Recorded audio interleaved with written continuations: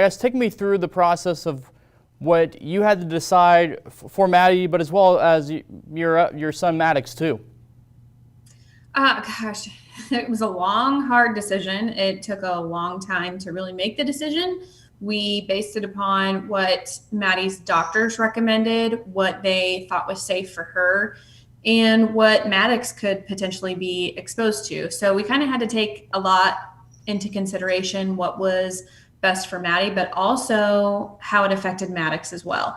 So there were a lot of factors that came into play, and we talked about it for quite some time. We had a lot of discussion, and they, down at Children's Mercy, the oncologist and hematology department, met with the infectious disease and stuff like that to talk about, protocols, what's safe, what's not, and really what is best for the cancer patients. And as she's not currently in treatment, she's still immunocompromised. So we had to take that into consideration.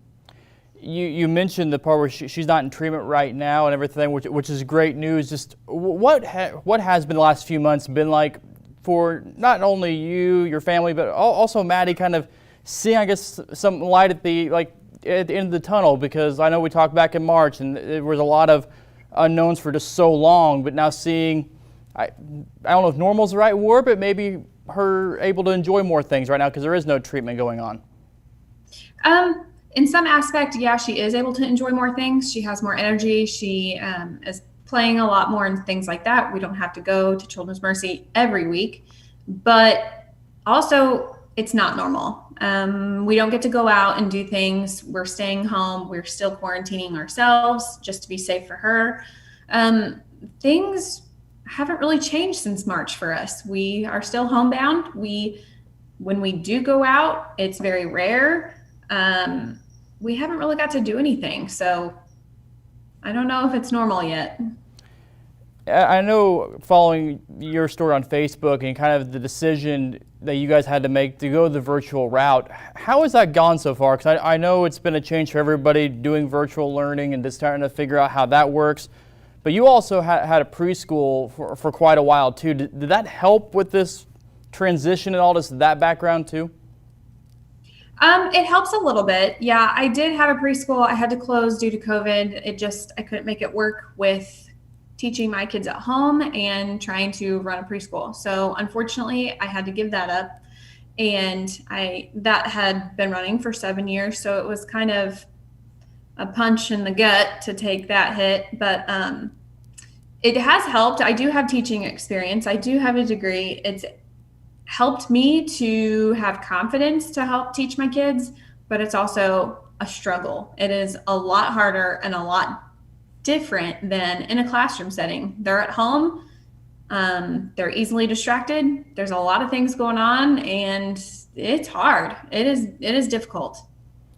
What is the normal day like, I guess, for virtual learning and homeschooling like this now? Because like you said, they're home.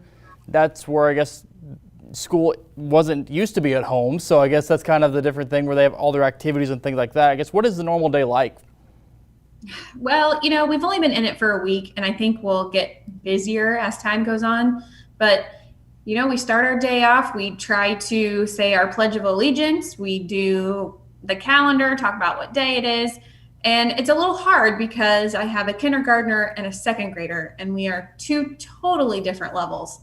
And then I also have a 2-year-old. So all of those combined, it kind of makes it a little crazy. We get our work done. Maddox does a lot of his work on the computer. They have Google Classroom. His teacher is certified in Google Classroom, and she's wonderful. And she's helped us out a lot. And Miss Madeline, her kindergarten, she's ready for kindergarten, and she's just kind of learning the basics right now. And most of hers is paper stuff, and that's perfectly fine for her. She doesn't really know how to run a computer. So, they get their stuff done pretty early. They've been doing really well, but they also take quite a few breaks because they're very distracted by my youngest, who's running around. And so we take a lot of breaks. We, have lunch. We try to make it as fun as we can. I try to make it seem like we're in school, but that's very hard. And like I said, two different grade levels, trying to help each of them at the same time. We're trying to figure out a good routine and a good way to do it, and we're getting there. And I think when people saw that virtual learning was going to be something for a lot of students and families, they thought, oh, well, that's going to be easier. And clearly, like you've talked about, it's not as easy as just opening up the laptop or the paper assignments they have.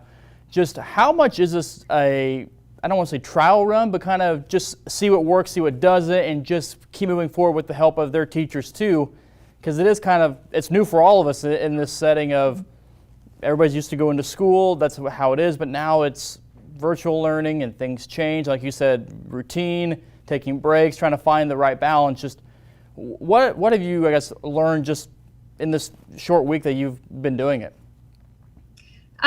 It's definitely trial and error, like you said. There are things that we have found that work and some things that don't work. I have also learned along the way. I'm not a second grade teacher, and so I'm used to preschool where we learn our letters and numbers. So having Maddox in second grade, I'm learning with him, and he's teaching me a few things about his math and stuff like that. Just the way that they do it in school. So it's trial and error. We're getting through it.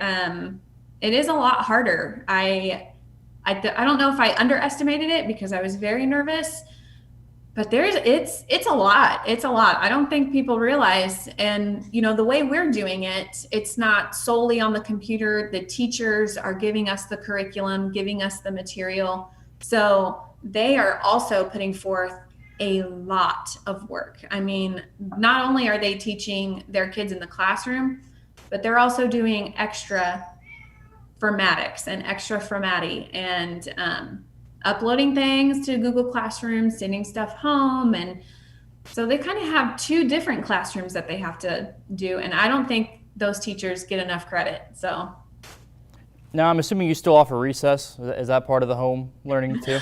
We're having recess right now. They're outside playing in rocks. That's recess today. That's all you could do, just give them a bit of the time they need. Before I let you go, this final question, I guess just what advice would you give to other parents that are going the virtual route too? So I know some school districts haven't started yet, and I know there's going to be a lot of questions and a lot of unknowns as every parent, every teacher continues forward. What's maybe some advice or something that you would tell other parents? Oh gosh, take one day at a time. Ask questions. Make sure you are paying attention to what they're doing. Don't just put them on the computer and let them go at it. You also need to be the teacher. You need to sit with them. You need to review what they're doing.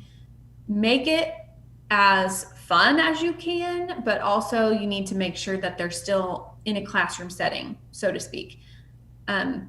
Ask questions, just make sure you are present. It's not just putting them on a computer and walking away. It's a lot more than that. And they're not going to be successful if we don't sit with them, we don't guide them. That's our jobs now. If you're going virtual, your job is not just to be a parent, your job is now to be a teacher. And our kids need us.